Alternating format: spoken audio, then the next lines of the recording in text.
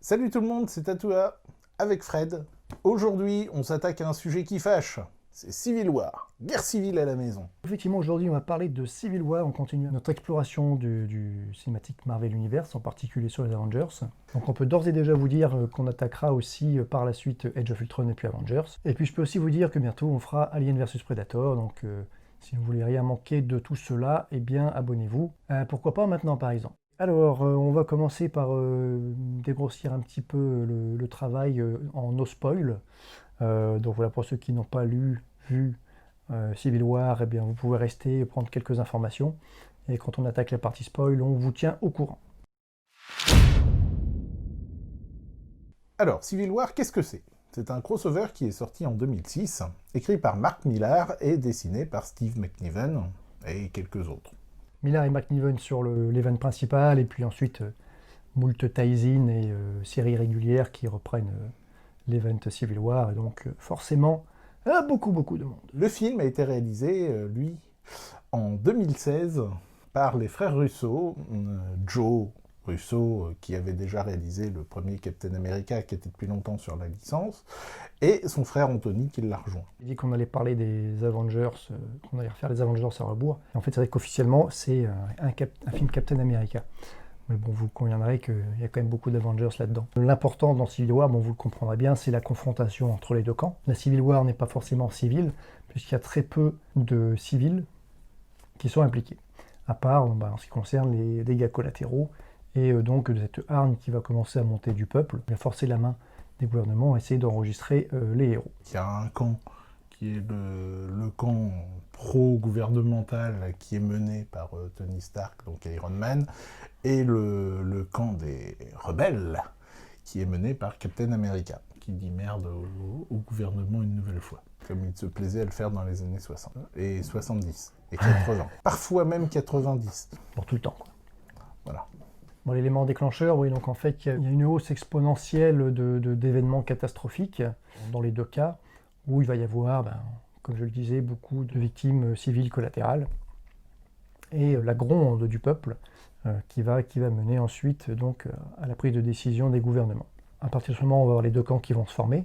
Donc le premier camp qui va prendre acte de cette demande et qui va y répondre favorablement, voilà, qui pense que c'est la solution idéale pour éviter les débordements, en tout cas pour éviter de se retrouver avec tout le public à dos, et l'autre qui va malgré tout, même s'il comprend évidemment la problématique, ne peut pas se résoudre à accepter de perdre une liberté, une autonomie d'action en faveur des gouvernements, voilà, qui pensent à un moment donné légitimement que ça pourrait, j'ai mis légitimement, j'ai donné mon camp, qui pensent que ça pourrait les entraver dans leurs actions, ou en tout cas les aiguiller sur des actions peut-être immorales ou amorales à un moment donné qui seraient ordonnées par les gouvernements. Dans le comics, on reste quand même sur quelque chose d'assez national, voilà, très américano-américain. Dans le film, ça prend un peu une autre ampleur, donc on verra un petit peu ce qui s'y passe. Et donc, ils vont être menés à se radicaliser, à mener de nouvelles actions pour porter leur vision voilà, jusqu'au bout, pour la défendre jusqu'au bout. Donc ça, c'est valable en particulier dans le comics, où vraiment le conflit dans les super-héros a forcément une autre ampleur, puisque là, on n'est pas avec 15 méta-humains, mais avec peut-être 200 qui vont s'affronter dans les rues de New York et ailleurs. Et donc, bon, là, forcément, il y a une implication autre en termes de communauté. C'est vrai que l'univers du comic, c'est quand même plus riche en matière de super-héros. Même un méta-humain qui n'agit pas se doit d'être censé. Jessica Jones, qui a zéro activité à ce moment-là, qui vient d'accoucher d'une petite fille, qui n'a pas du tout l'intention de repartir à la baston, qui n'est pas partie des New Avengers officiellement, elle est quand même obligée de s'enregistrer. Enfin, du coup, elle se barre au Canada. Ouais. Mais... Ensuite, un petit peu toutes les implications personnelles que cela va avoir pour ces super-héros.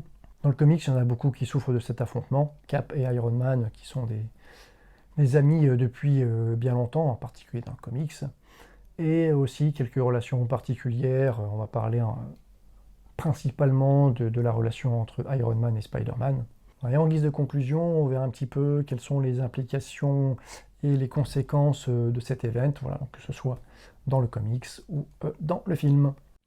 Donc les personnages importants de cet event. Bon, on a déjà parlé, bien sûr, Captain America et Iron Man, qui vont être les fers de lance de ces deux parties. D'autres personnages d'importance, par exemple. Les 4 Fantastiques. Alors, surtout Red Richards. qui vont être absents du film, évidemment, parce que licence, tout ça. Globalement, tous les Vengeurs, à l'exception très notable de la Vision et de la Sorcière Rouge.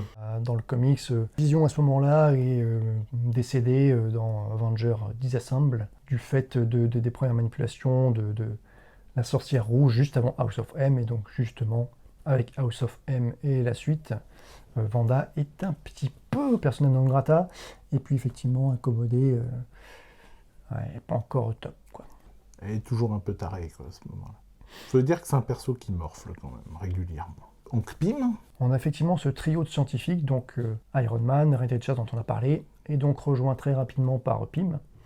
Voilà, on a trois des cerveaux les plus brillants de la planète qui vont s'allier ici, qui ont fait leurs calculs et qui se disent que le meilleur moyen pour éviter la crise qu'ils entreaperçoivent avec les populations, etc., c'est d'aller avec cette loi d'enregistrement. Donc ça donne finalement une certaine crédibilité à ce camp, parce qu'on a vraiment on a la caution scientifique.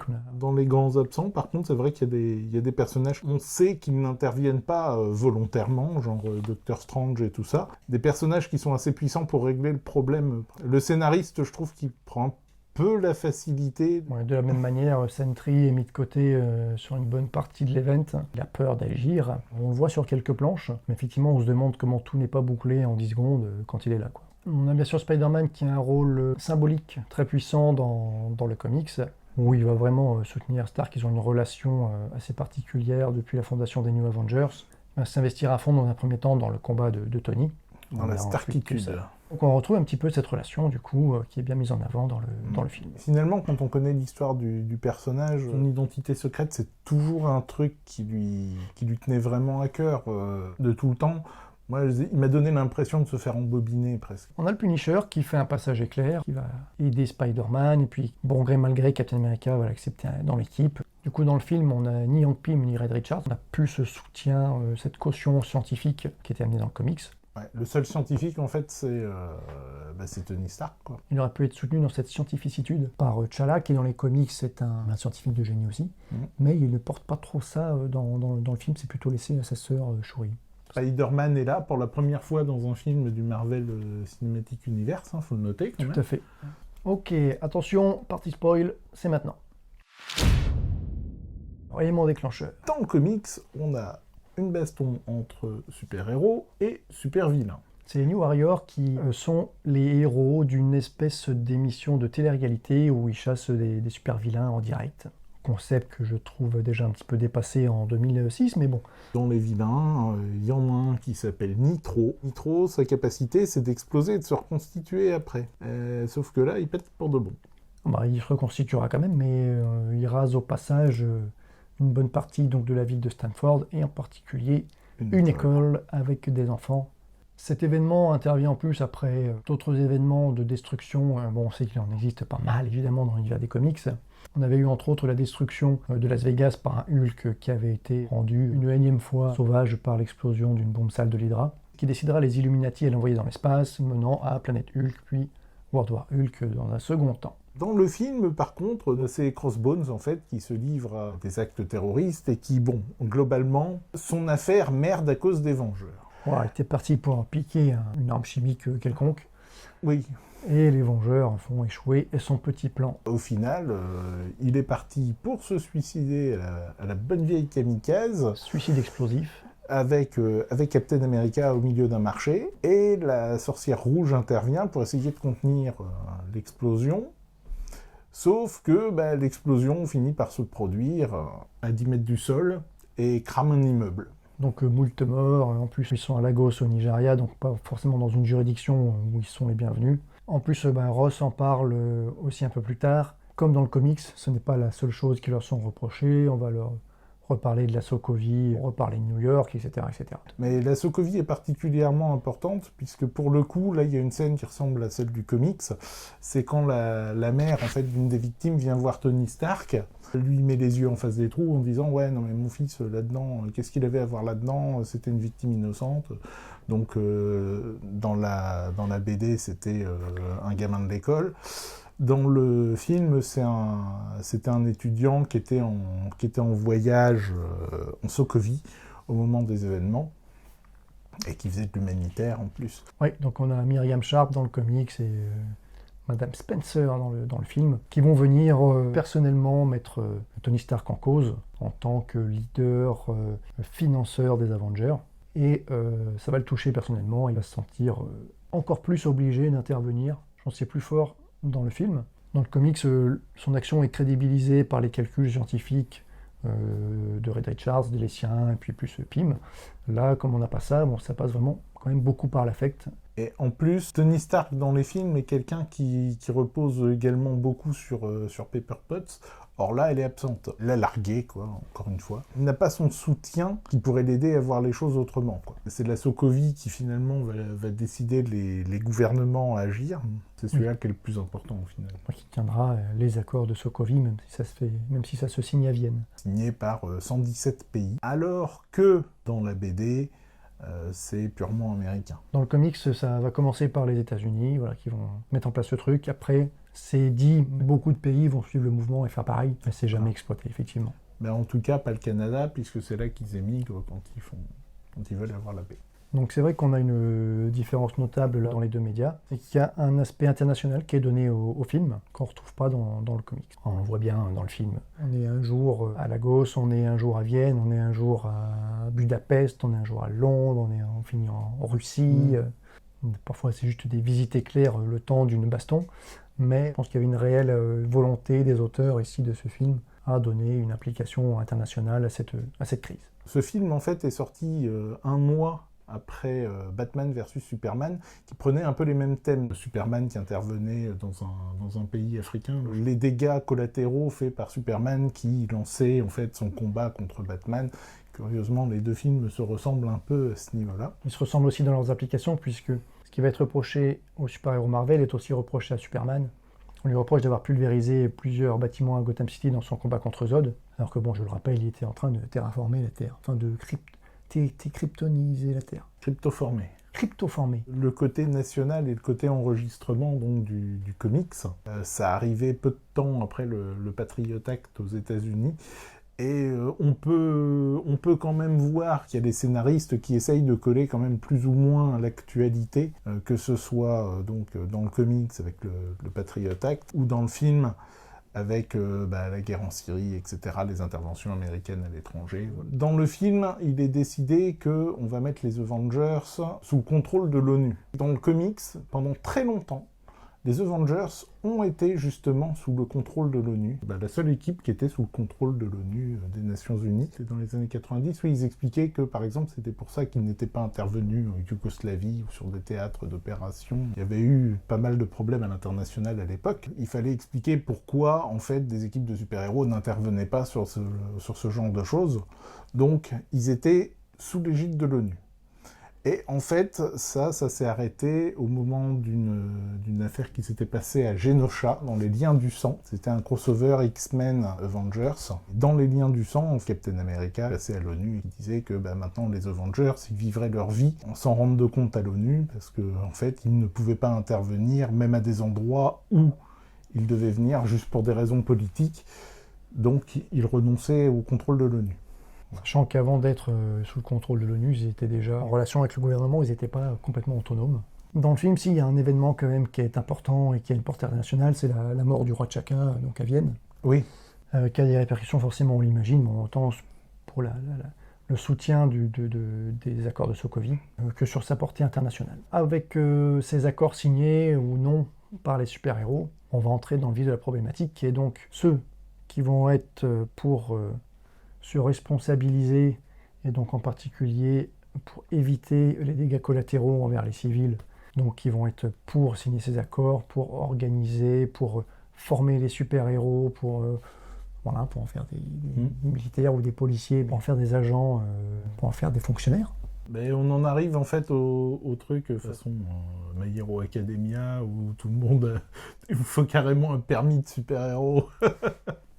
Avec des écoles de super-héros et tout ça, ouais. Et c'est très très présent dans le comics, avec l'initiative des 50 États, avec le camp Hammond qui va servir d'école, de centre d'entraînement pour les super-héros. Cette prise de position ne souffre pas d'opposition. C'est-à-dire qu'à partir du moment où la loi est signée, c'est pas tu t'inscris si tu veux, c'est tu t'inscris.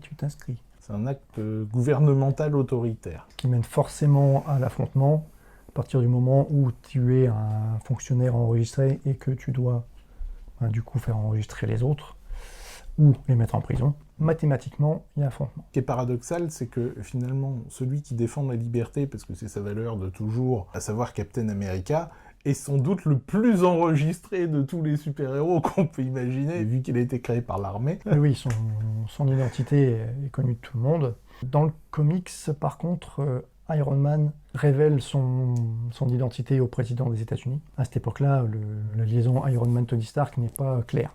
Ça nous rappelle le bon temps où il était son propre garde du corps. Et donc, de l'autre côté, le camp pour l'autonomie des justiciers, en particulier Captain America, voilà, qui, de la même façon, dans le comics et dans le film, s'exprime à ce sujet de manière identique. Il ne faut pas que les super-héros, les méta-humains, soient à la solde d'un gouvernement, puisqu'ils pourraient très facilement devenir des agents de ce gouvernement sur des missions pas très morales. Voilà. Pourquoi pas faire des assassinats politiques ou des choses comme ça. Dans le comics, cette loi est soutenue par un aspect scientifique, donc qui est porté entre autres par Stark, mais encore plus sans doute par Reed Richards. Dans ses développements statistiques, il dit voilà, il n'y a pas 36 solutions. Si on veut éviter l'effondrement de notre civilisation, il faut en passer absolument par cette loi. En fait, ce rôle-là dans le film est tenu un peu par la vision qui fait également ces calculs, les calculs statistiques, quoi. C'est vrai. Ouais. Bien vu. À y repenser maintenant, ouais. Bien vu la vision. Oui, cet affrontement, cette opposition va mener à une surenchère dans les positions. Bon, ça c'est visible en particulier dans le comics. Dans le film, c'est un peu plus difficile. On a quand même dans les deux cas le camp anti-recensement qui va être obligé d'entrer dans une clandestinité. Dans les comics, ça pousse assez loin. Ils vivent dans les égouts, dans les anciennes bases du Shield de Nick Fury. Ils se déplacent assez souvent, etc. Bon, dans le film... Il n'y a pas trop de détails qui est donné dessus, quoi. On passe rapido là-dessus, quoi. Oui, de l'autre côté, ils vont vraiment pousser le truc à fond. Ils vont utiliser une prison dans la zone négative pour enfermer ceux qui n'ont pas signé. Dans le film, c'est le Raft. Le Raft, qui est une prison qui existe dans les comics, voilà, qui est juste une île avec des niveaux souterrains hyper sécurisés. Là, c'est une prison sous-marine. Là, c'est une prison sous-marine, donc c'est encore un peu plus chaud. Ouais, mais franchement, ouais, c'est bien foutu quand même dans le film.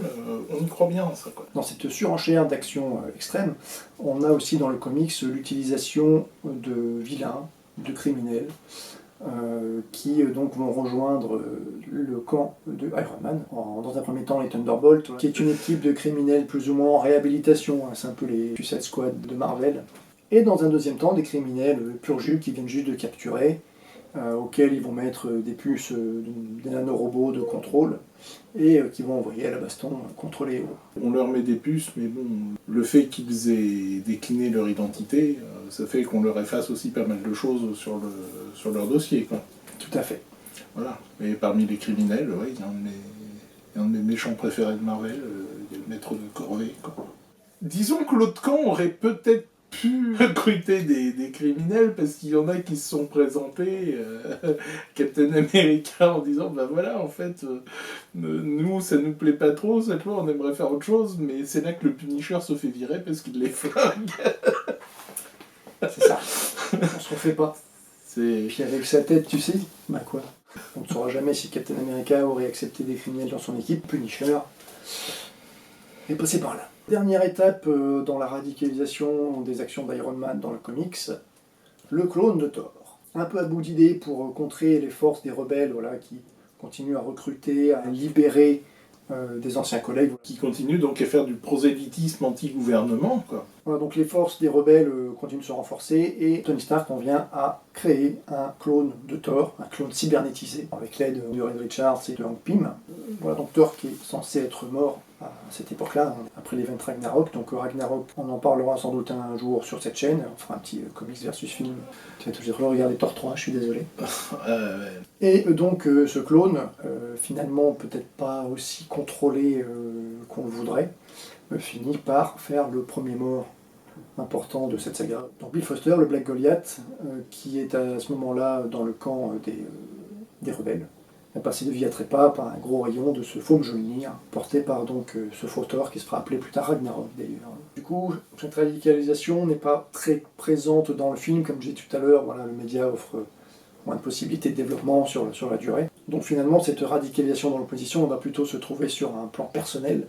On a un peu un deuxième film dans le film, qui finalement est rattaché à l'histoire des accords de Sokovie, mais qui aurait très bien pu se passer en parallèle, qui va se jouer entre Zemo, Iron Man, Winter Soldier et Captain America. Captain America, à la base, il voulait défendre Bucky, puisqu'il met l'amitié avant tout. La plupart des bastons concernent le fait de rattraper Bucky, outre de signer les papiers, c'est surtout de rattraper Bucky. Tony Stark, voyant que, au final, Bucky est innocent de cette affaire de Vienne, vient voir Captain America tout merdeux en lui disant « Oui, non mais en fait, écoute, je vais t'aider là sur ce coup-là, hein ?»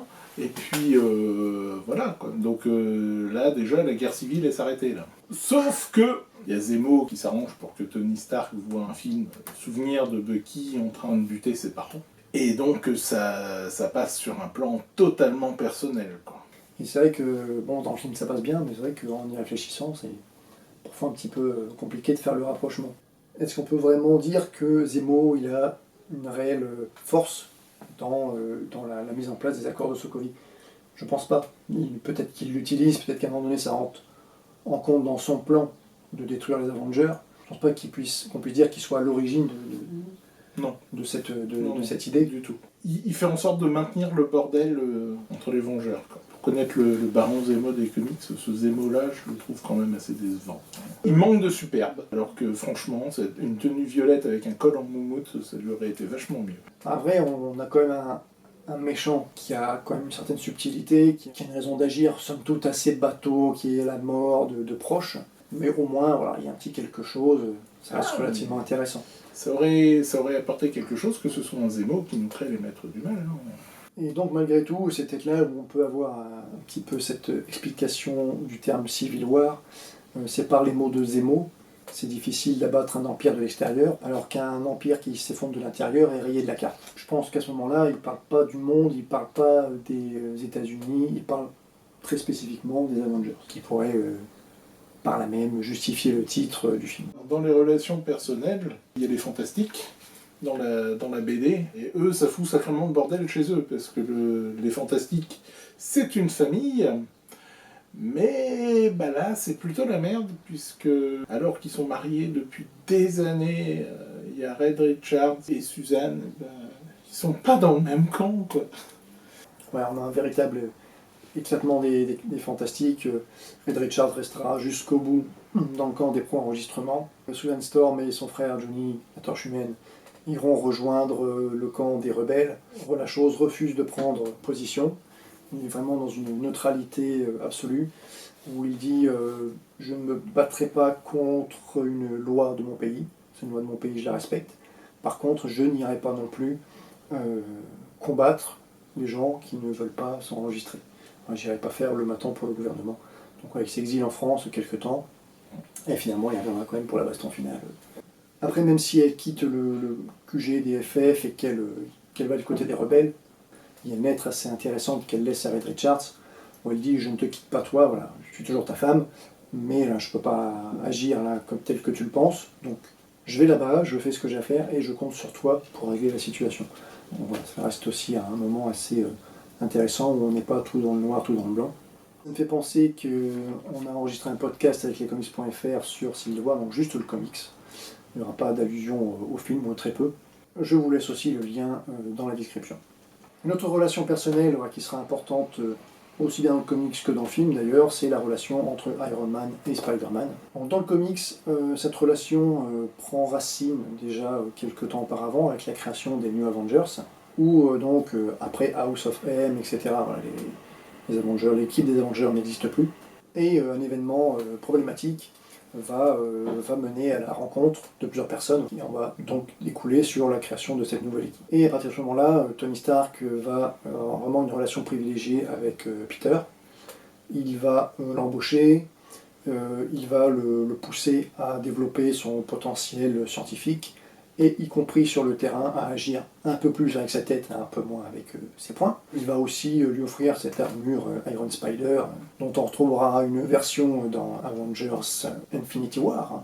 Dans le comics, cette relation mènera à Spider-Man donc à cette action extrêmement symbolique, où publiquement il dévoilera à la face du monde, ce dont il n'était pas obligé, puisque la loi oblige l'enregistrement auprès du gouvernement, mais en aucun cas à révéler publiquement son identité. Il va le faire quand même, il va révéler son identité pour soutenir Tony Stark, pour soutenir cette loi, pour soutenir son ami, son patron. Dans le film, il ne dévoile pas publiquement son identité secrète, il faudra attendre Mysterio pour ça. Dans un premier temps, quand il rencontre Tony Stark, et encore le super-héros en jogging, façon merveille masquée. Et finalement, c'est Tony Stark qui va lui offrir son premier costume, prenant une espèce de rôle paternel. Donc voilà, on a une relation privilégiée qui est aussi mise en place dans le film.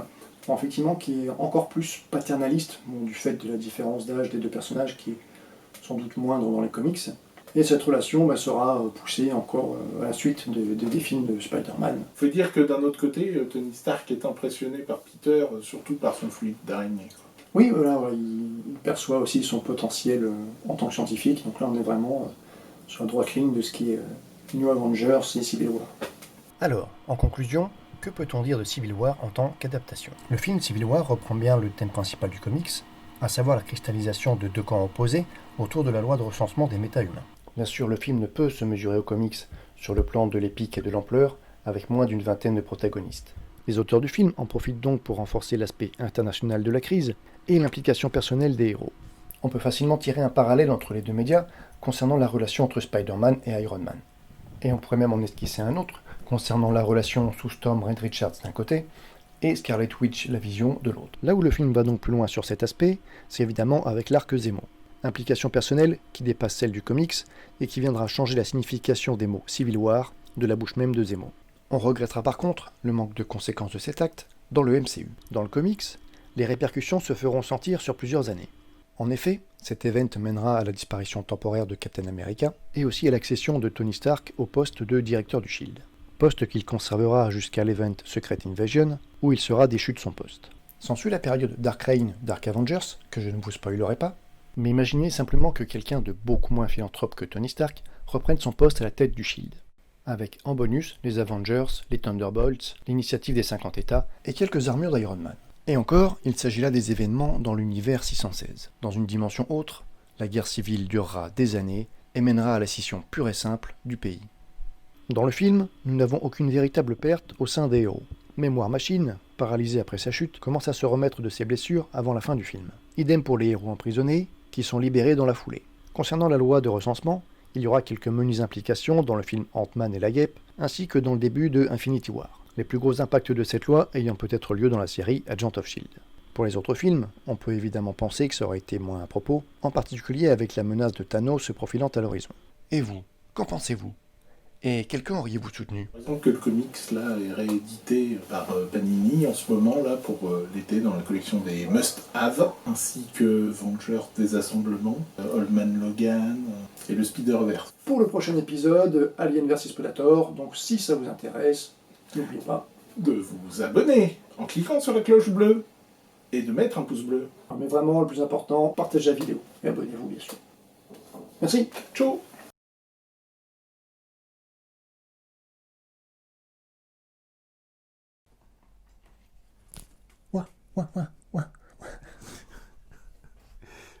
Merci Fred. Spéciale dédicace à Joël.